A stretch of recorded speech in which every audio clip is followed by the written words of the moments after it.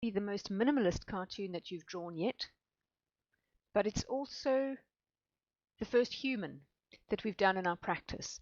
And so you want to come up with a way of drawing him. And he's quite formulaic, but possibly not as formulaic as some of the others. I always start with his eyes because they're so massive and there's such a feature. So his eyes and his nose are generally my first starting point. Then I go for his head like this.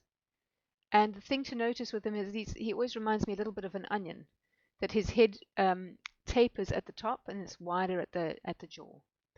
Then he's very rectangular in many ways, or square. So doing his body like this and his arms fits in.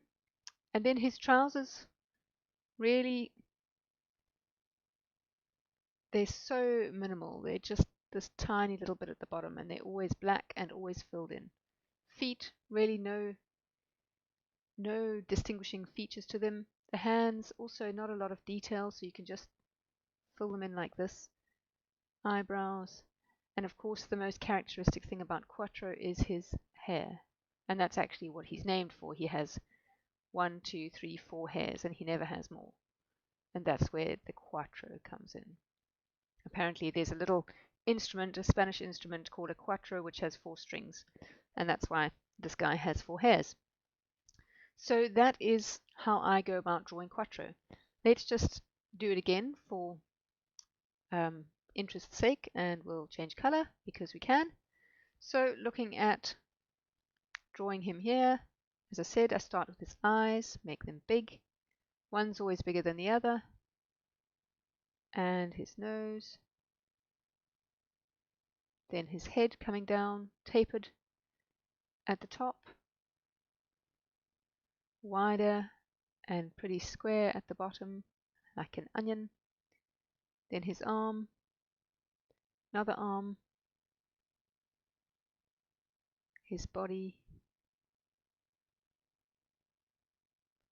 and then we've got his trousers.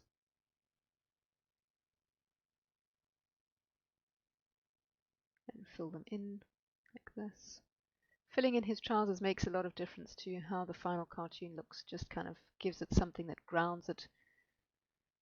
And then his feet or shoes, which are always just very simple.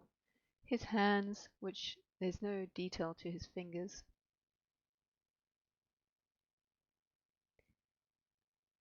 Finally, eyebrows and his hair. So there you have it.